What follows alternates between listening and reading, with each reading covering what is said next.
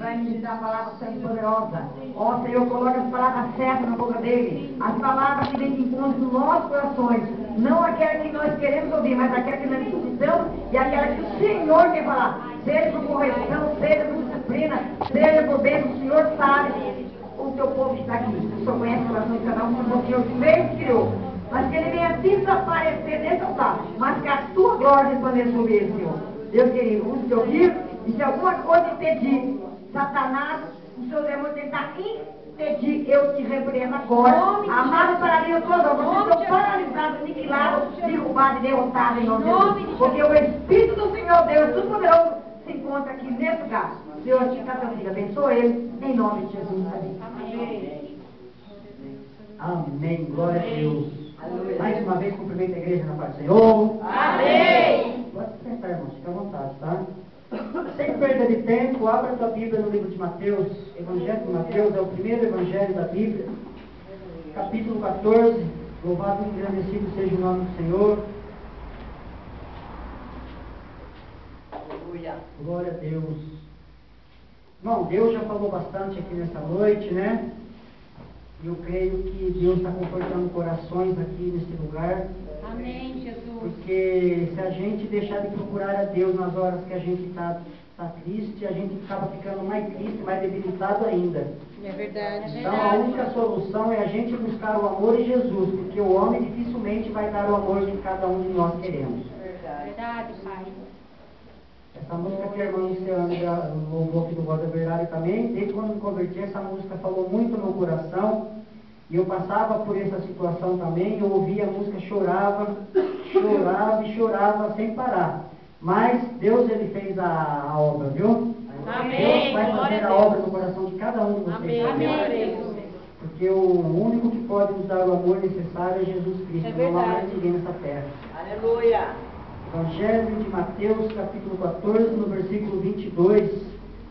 E subtítulo da palavra fala que Jesus anda por sobre o mar. Glória a Deus, aleluia. Hoje tem o sobrenatural de Deus na vida Amém. de vocês. Eu creio. Glória a Deus. Porque para andar em cima do mar sem se afogar, só sobrenatural, né? É verdade, Jesus. Jesus, ele prova que ele faz as coisas sobrenaturais. Basta apenas a gente crer e confiar nele. Glória a Deus. Glória a Deus, Não tem ninguém aleluia. procurando ainda não, né? Não. Amém? Amém. Mateus capítulo 14, versículo 22. Diz a palavra para você e para mim nessa noite. Primeiramente, a palavra do Senhor está vindo para mim, viu, igreja? Amém. Logo a seguir, mandou Jesus os discípulos a embarcar e passar adiante dele para o outro lado. Para o outro lado do que, irmãos? Do outro lado do mar, porque ele estava numa aldeia e ia passar para o outro lado da aldeia, do mar. Enquanto ele despedia as multidões. E despedindo as multidões, subiu ao monte a fim de orar sozinho. Caindo a tarde, lá estava ele só. Entretanto, o barco já estava longe, a muitos metros da terra, açoitado pelas ondas, porque o vento era contrário. Na quarta vigília da noite, foi Jesus ter com eles, andando por sobre o mar. E os discípulos, ao verem-no andando sobre as águas, ficaram assustados e exclamaram: é um fantasma! E tomados de medo gritaram. Mas Jesus imediatamente lhes disse: tenha bom ânimo, sou eu, não temas. Respondendo-lhe Pedro, disse: se és tu, Senhor, manda-me ir ter contigo por sobre as águas. E ele disse: vem. E Pedro, descendo do barco, gritou: salva-me, Senhor. E prontamente Jesus, estendendo a mão, tomou e lhe disse: homem de pequena fé, por que duvidaste? Subindo ambos para o barco, cessou o vento, e os que estavam no barco o adoraram, dizendo: verdadeiramente és filho de Deus. Repete esse último versículo: verdadeiramente és filho de Deus. Amém? Amém. Glória a Deus. Irmãos, então na leitura aqui já deu para pegar mais ou menos a história que se passou aqui. Amém? Amém. que Jesus, ele não parava de fazer a obra, todo mundo sabe. Antes de acontecer essa passagem aqui, a Bíblia diz que havia sido feita a primeira multiplicação de pães e peixes, não é assim? Se você voltar um pouquinho para trás, tem um título aí, a primeira multiplicação de pães e peixes. Veja bem, antes de eu entrar nessa mensagem que eu li aqui, vamos voltar um pouquinho para trás da multiplicação. Que tinha uma multidão em volta de Jesus, e Jesus pregando sobre o reino de Deus. E todos estavam cansados e com fome. Então Jesus mandou eles se sentarem em grupos de 50 e de 100, e eles se organizaram e sentaram em grupos de 50 e de 100. Então, os discípulos falaram para Jesus: mestre, esse povo está sem comer o dia inteiro, manda eles embora para casa. Aí Jesus: não, eu não vou despedir esse povo, eles ficaram o dia inteiro comigo, sem comer e sem beber. Eles não merecem sair daqui de mão vazia. Irmãos, você não merece sair daqui nessa noite de mão vazia, amém? Amém! Porque vocês estão na presença de Jesus também. Glória a Deus. Amém, Jesus. Então, os discípulos perguntaram para Jesus: mas como que nós vamos alimentar essa multidão? O nosso dinheiro que a gente arrecada não dá para nada. Malemada para comprar alguns pães, alguns peixes. Jesus perguntou: tem alguém aí que tem algum peixe, algum pão? Aí apresentou-se uma pessoa para ele: olha, Senhor, mestre, aqui tem 5 pães e 2 peixes. Ele pegou aquele cesto com 5 pães e 2 peixes, apresentou para Deus, abençoou aquele cesto e depois deu aos discípulos, e os discípulos foram distribuindo para aquela multidão, e a palavra diz que mais de 5.000 pessoas comeram naquele dia, amém? Amém. O que eu quero passar para vocês a partir dessa pequena mensagem da multiplicação? Que antes de Jesus ir para o outro lado da margem do mar, os discípulos haviam visto um milagre, amém? Amém. Eles tinham acabado de ver o milagre de Jesus, a multiplicação do alimento. Eles viram com os próprios olhos. Mas veja bem como que é o ser humano. A gente vê um milagre de Deus hoje na nossa vida, amanhã já esquece. Verdade. Hoje a gente sai da igreja crendo que Deus fez grande coisa na nossa vida, chega amanhã a gente já não crê mais. Já ficou no esquecimento. E depois de haver comido cerca de 1.000 homens, além de mulheres e crianças, Jesus falou para os discípulos: suba no barco e vai para o outro lado do rio, do mar.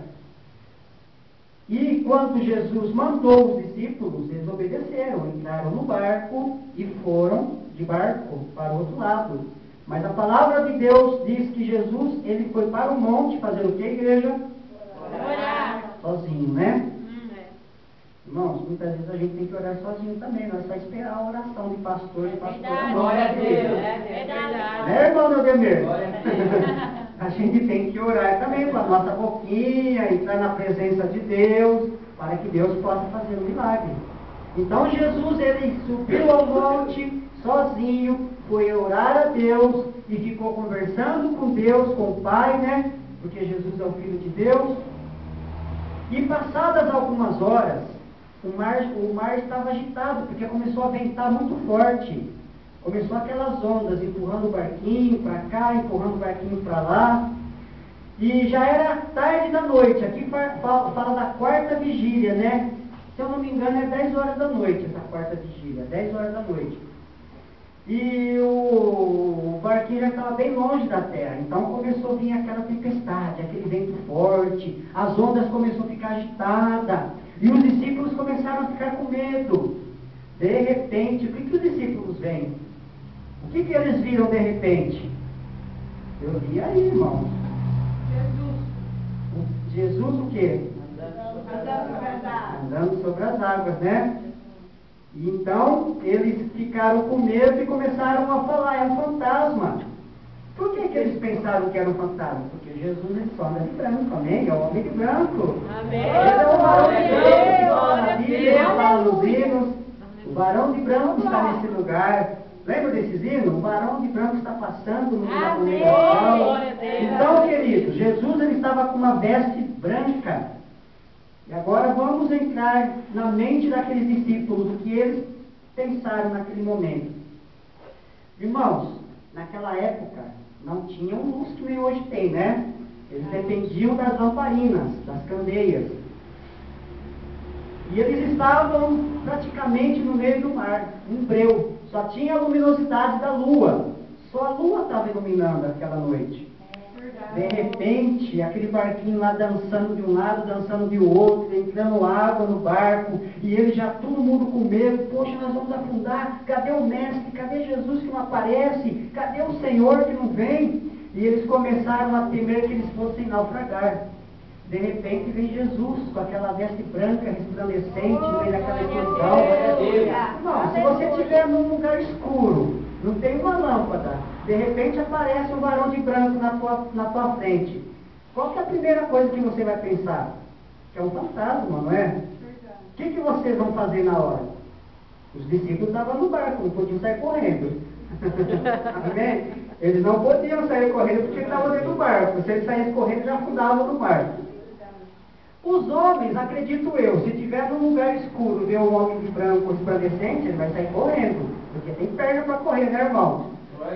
As irmãs, eu imagino que elas não vão sair correndo, elas vão vir e vão desmaiar na hora. Eu acredito